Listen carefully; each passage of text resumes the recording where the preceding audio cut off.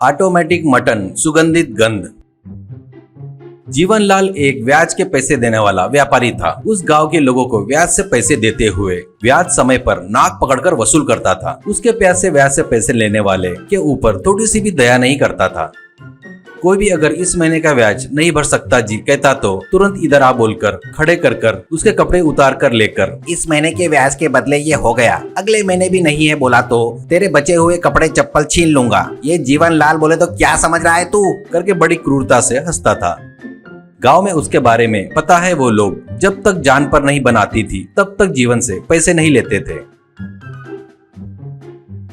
ऐसे क्रूर कंजूस जीवन के पास उसके पड़ोस में रह रहे दयाकर आता है। दयाकर के घर में काफी बच्चे रहने के कारण उनको पालने के लिए कमाई ज्यादा नहीं रहने वाला एक मिडिल क्लास आदमी था। जीवन उसको देखते ही, क्यों आया है सुबह सुबह में, अभी तक लिया वो बस नहीं है क्या? दयाकर, वो 330 रुपए ब्याज के साथ पहले भरा तो ही, उसके बाद ही 150 कर्जा दूंगा करके चिल्लाएगा, सोचता है दयाकर। उसकी कंजूसी बर्दाश्त नहीं कर सकने के कारण पिछले साल ही उसकी मरी हुई पत्नी के फोटो के सामने खड़े होकर एक ही अगरबत्ती जलाकर रोते हुए जीवन को देखकर बड़े आश्चर्य से, जीवन बाबू आप रो रहे हो क्या, कहता है आश्चर्य से। वो सुनकर आराम से आकर, नहीं दयाकर, अगरबत्ती की राख आंखों में जाने के कारण मसल रहा था, तुम यहाँ कैसे आए हो, ऐसा कहता है दयाकर। कुछ नहीं जीवन बाबू, आज मेरी चौथी लड़की के जन्मदिन पर हमारी बड़ी लड़की ने मटन की सब्जी बनाई है। पड़ोसी हो, अकेले हो ना, इसलिए तुम्हारे लिए थोड़ा सा लेकर आया हूँ, ज्यादा नहीं है, ये लो बस टेस्ट करने के लिए है, करके देता है जीवन। अरे वाह, क्या है क्या, तेरे को मेरे ऊपर थोड़ा ज्यादा ही प्यार है, इज्जत है दयाकर, वो अपन पुराने जमाने के है ना इसलिए, अभी किसको रहता बताओ ये आपसी प्यार इज्जत, बताओ, करके बोलते हुए वो कटोरी लेते हुए वो सब्जी मुंह में डालकर अच्छे से चबाकर, अरे वाह वाह, अरे वाह वाह, जबरदस्त, एकदम मस्त है, ये खा रहा हो तो मेरी पत्नी की याद आ गई, वो जैसे बनाती थी ना बिल्कुल वैसे ही बनाई तुम्हारी लड़की ने। मेरी एक इच्छा है दयाकर, कल मेरी पत्नी का बरसी का दिन है, मटन लाकर रखता हूँ, कल तुम्हारी लड़की मटन बनाए तो मेरी पत्नी को नैवेद्य रखकर प्रसाद के रूप में खाता हूँ करके सोच रहा हूँ। दयाकर को जीवन पर दया आती है, जाने दो बेचारा अकेला है, ये वो बोले तो अपन इतना भी मदद नहीं किए तो कैसा रहेगा सोचकर, ठीक है जी कल हमारी लड़की से बनवा कर भेजता हूँ, ठीक है जीवन। हाँ, तुम्हारे घर में बनवाना नहीं है, हमारे घर में बनाई तो फोटो में से मेरी पत्नी भी खुश होगी प्लीज, ऐसा कहता है। अब नहीं बोल सकने के कारण ठीक है लो कह देता है। अगले दिन बड़ी लड़की के साथ दयाकर का परिवार भी आकर थोड़ी देर जीवन के पत्नी के फोटो के पास भक्ति गीत गाते हैं। उस समय में दयाकर की बड़ी लड़की मटन बनाकर उसके फोटो को नैवेद्य में रखती है।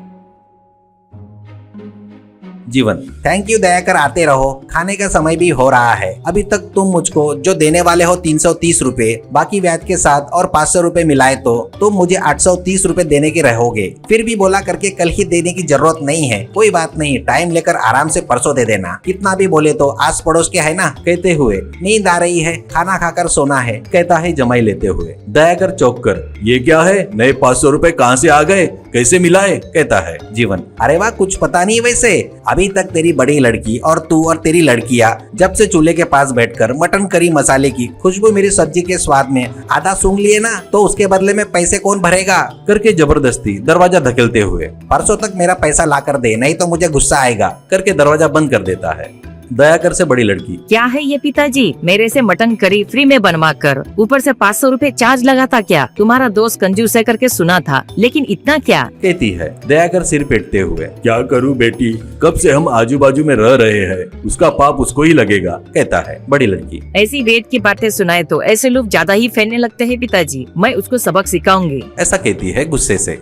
अगले दिन नहीं उसके अगले दिन बड़ी लड़की सुबह ही सहेलियों के पास जाकर बरोबर 830 रुपए वो चिल्लर सिक्के को एक डब्बे में डालकर ढक्कन लगाकर लाकर, चलो पिताजी उस जीवन का हिसाब चुकता कर देंगे, कहकर पिताजी के साथ जाकर, ये लो अंकल, मेरे पिताजी जो आपको देने के है ना वो पैसे, कहकर डब्बे को ऊपर नीचे कर रही थी। जीवन खुशी से छीनने गया तो वो लड़की आगे दौड़ते हुए जीवन को अपने पीछे दौड़ाते हुए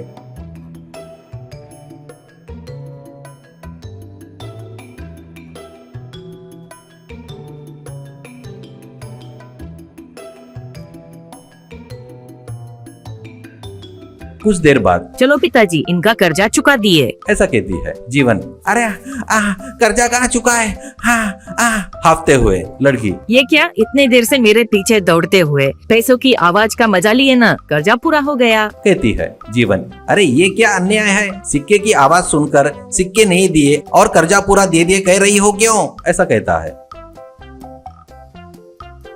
तभी एक पुलिस एसआई के साथ अंदर आकर मजिस्ट्रेट जी,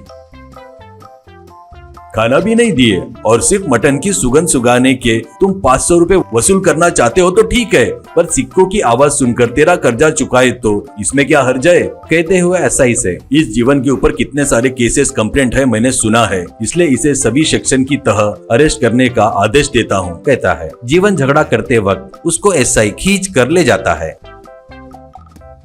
मैजिस्ट्रेट दयाकर से, तुम्हारी लड़की एकदम इंटेलिजेंट है, मेरी लड़की और वो दोनों क्लासमेट है, सुबह हमारे घर पर आकर पूरी बात बताकर मदद करो करके रिक्वेस्ट की थी। ये जीवन जैसे लोग समाज के कीड़े हैं, इनको सजा मिलनी ही चाहिए, कहते हैं मैजिस्ट्रेट जी।